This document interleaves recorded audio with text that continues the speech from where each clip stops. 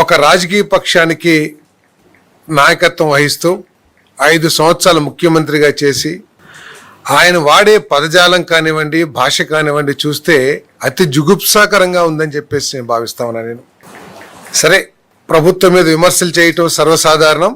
ప్రతిపక్షం తప్పకుండా విమర్శలు చేస్తుంది. దాని మీద అధికార పక్షం తాము చేసిన మంచి కార్యక్రమాలు ఏంటో ప్రజలకు తెలియజేస్తుంది.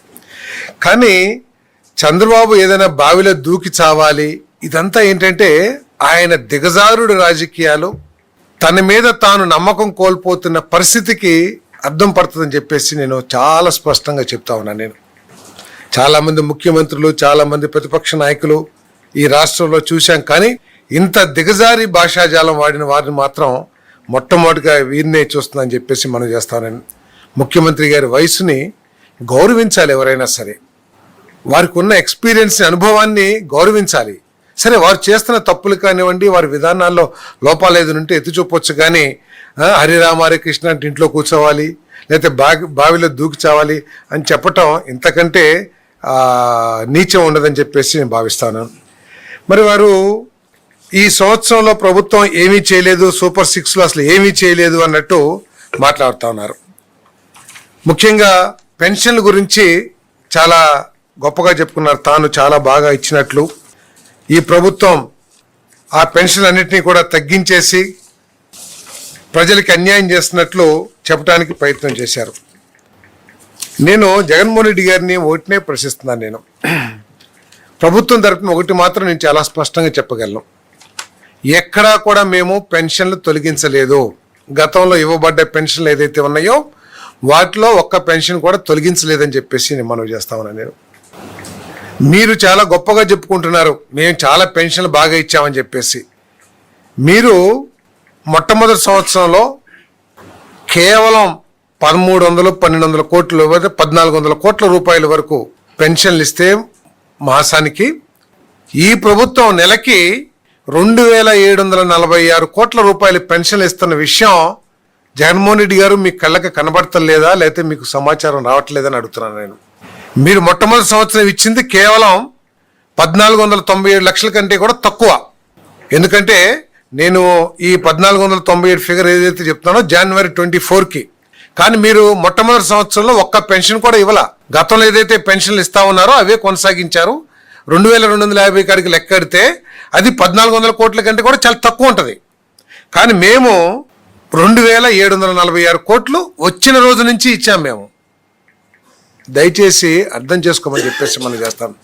ఏదైనా సరే ఫిగర్ తగ్గుంటే అది సహజ మరణాలు ఏదైతే ఉంటాయో, వృద్ధులు కానివ్వండి, అనారోగ్యంతో కానివ్వండి చనిపోతారో అవి తగ్గినాయి తప్పితే, అదే మీ ప్రభుత్వం అయితే చనిపోయిన వాళ్ళకు కూడా ఇచ్చేసి ఏదో ఒక లెక్కలో రాసుకుని ఏమైనా తీసుకునే వాళ్ళేమో, కానీ చనిపోయిన వాళ్ళు మాత్రమే తగ్గిందనే విషయాన్ని దయచేసి గుర్తించాలని చెప్పేసి మనం చేస్తాను. పోనీ ఈ ప్రభుత్వం పెన్షన్లు ఇవ్వలేదని చెప్తున్నారు. మీరు కూడా మొట్టమొదటి సంవత్సరం ఎన్ని పెన్షన్లు ఇచ్చారో చర్చకి వస్తే మేము సిద్ధంగా ఉన్నామని చెప్పేసి మనం చేస్తామండి. మేము మొట్టమొదటి సంవత్సరంలోనే ఎవరైతే వితంతువులు ఉంటారో, భర్తను కోల్పోయి పెన్షన్ పొందుతూ భర్తను కోల్పోయిన వాళ్ళు ఎవరైతే ఉంటారో వాళ్ళకి వెంటనే పెన్షన్లు ఇచ్చే కార్యక్రమం చేస్తున్నాం. దాదాపు 1,20,000 మందికి అటువంటి పెన్షన్లు కూడా ఇవ్వటం జరిగిందని చెప్పేసి నేను ఈ సందర్భంగా నేను మనవి చేస్తా ఉన్నాను. దేశంలో ఏ రాష్ట్రంలో లేని అమౌంట్ని 4,000 నుంచి 15,000 రూపాయల వరకు కూడా వివిధ దీంట్లో కేటగిరీస్లో పెన్షన్ ఇచ్చే రాష్ట్రం ఆంధ్రప్రదేశ్. కూటమి ప్రభుత్వం, ముఖ్యమంత్రి చంద్రబాబు నాయుడు గారు అనే విషయాన్ని జగన్మోహన్ రెడ్డి గారు గుర్తించాలని చెప్పేసి మనం చేస్తాను. మరి అదేవిధంగా ప్రతి రైతుకి ఏటా 20,000 ఆర్థిక సాయం అంటున్నారు. మేము ఇవ్వలేదా? 47 లక్షల మందికి ప్రతి రైతుకి కూడా ఖాతాలో అమౌంట్ వేసాం. మొట్టమొదటి ఫేజ్ 1లో 3 విడతలుగా వేస్తా ఉన్నాం. అది మొట్టమొదటి విడత అందరికీ వేసాం. కేంద్ర ప్రభుత్వం కౌలు రైతులకి ఇచ్చే పాలసీ వారికి విధానం వారికి లేకపోవటం మూలంగా ఆ కౌలు రైతులకు ఇచ్చే బాధ్యతను కూడా కూటమి ప్రభుత్వం తీసుకుందని చెప్పేసి మనం చేస్తా ఉన్నాను. మీరు 13,000 ఇస్తానన్నారు. ఆ రోజు 13,000 ఇస్తానన్న దాన్ని మీరు కేవలం 7,000 రూపాయలకి తగ్గించుకున్న విషయం వాస్తవా కాదా? మేము చెప్పాం స్పష్టంగా 14,000 రాష్ట్రం నుంచి ఇస్తాం, 6,000 కేంద్ర ప్రభుత్వం ఇస్తుంది, ఇద్దరం కలిసి 20,000 అని చెప్పాం. మీరు 13,000 మేమే ఇస్తామని చెప్పేసి 7,000కి తగ్గించుకున్న మీరు కూటమి ప్రభుత్వాన్ని అన్నదాత సుఖీభవ విషయంలో మాట్లాడటం కరెక్ట్ కాదని చెప్పేసి నేను మనవి చేస్తా ఉన్నా. నేను ఈరోజు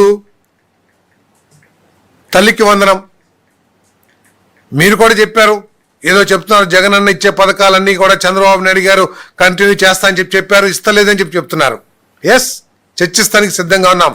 మీరు ఏ విధంగా ఎన్నికల ముందు హామీ ఇచ్చారు, 2019 ఎన్నికలకు ముందు, వచ్చిన తర్వాత ఏమేమి మోసాలు చేశారో కూడా చర్చకి సిద్ధంగా ఉన్నామని చెప్పేసి మనం చేస్తా ఉన్నాను. నేను ప్రతి స్కూల్కి వెళ్ళే ప్రతి విద్యార్థికి మీరు 15,000 ఇస్తానన్నారు అమ్మ ఒడి కింద. కానీ ఓట్లు వేయించుకుని గెలిచిన తర్వాత దాని ఇంటికి ఒక్కరికే పరిమితం చేసి ఒక్కరికే ఇచ్చిన విషయం ఒకసారి జ్ఞాపకం చేసుకోవాలని చెప్పేసి నేను వైఎస్ఆర్ కాంగ్రెస్ పార్టీ గుర్తు చేస్తా ఉన్నాను. కానీ కూటమి ప్రభుత్వం, చంద్రబాబు నాయుడు గారు, విద్యాశాఖ మంత్రి మా ప్రీతమ యువనేత లోకేష్ గారు ఎక్కడ కూడా దాన్ని తగ్గించుకుంటానికి మీకు మెల్లే మీరు కూడా ఓటే ఇచ్చారు కదా, మనం కూడా ఓటే ఇస్తే సరిపోతుందిలే అని చెప్పేసి ఎక్కడ ప్రయత్నం చేయాల. ఇంట్లో ఎంతమంది ఉంటే అంతమందికి ఇచ్చే కార్యక్రమం చేస్తా ఉన్నాం. 67 లక్షల మందికి మేము ఈ తల్లికి వందనం కార్యక్రమం చేస్తున్నామని చెప్పేసి మనం చేస్తా ఉన్నాం. ఎవరైనా కొంతమందికి రాకపోయి ఉంటే ఆ పాపం కూడా మీదే అని చెప్పేసి మీకు మనం చేస్తాను. ఏదైతే మీరు ఆ రోజు ఫ్యామిలీ మ్యాపింగ్ అని చెప్పేసి అవకతవకలు చేశారో ఆ నిబంధనలు అడ్డు రావడం మూలంగా కొంతమంది పొందట్లేదేమో, వాటిని కూడా సరిచేస్తానికి ఈ ప్రభుత్వం ప్రయత్నం చేస్తానని చెప్పేసి మనం చేస్తాం. ప్రతి ఇంటికి ఉచితంగా ఏడాదికి 3 గ్యాస్ సిలిండర్లు దీపం 2 పథకం ఇస్తామని చెప్పాం. ఇవ్వట్లేదా? మీరు ఎక్కడికైనా చూపించగలరా రావట్లేదని చెప్పేసి? ఎవరైనా కొంతమందికి రాకపోతే వారికి ఏదైనా సాంకేతిక సమస్యలు ఉంటే చెప్పండి. అంతేగాని ఇవ్వట్లేదు, అసలు సూపర్ 6 మొత్తం ఫ్లాపు అంటే మీ కడుపమంటని తీర్చుకుంటున్నారు తప్పితే మీ మాటల్ని ప్రజలు ఎవరు కూడా లెక్క చేస్తలేదని చెప్పేసే విషయాన్ని మీకు చాలా స్పష్టంగా చెప్తున్నానని చెప్పేసి కూడా నేను మనవి చేస్తాను. నేను ఈరోజు దాదాపు 1 కోటి మందికి ఈ దీపం 2 పథకం కింద సిలిండర్లు ఇచ్చే కార్యక్రమం చేస్తున్నాం, 3 సిలిండర్లు ఇచ్చే కార్యక్రమం చేస్తున్నామని చెప్పేసి నేను ఈ సందర్భంగా నేను మనవి చేస్తాను. అదేవిధంగా మహిళలకు ఉచిత బస్సు. ఇంకోటి నేను ఆశ్చర్యకరం, మాట్లాడితే 2 సంవత్సరాలు అయిపోయింది అంటారు. నాకు తెలిసి 15 నెలలో 16 నెలలు అయింది అంతే కదండి.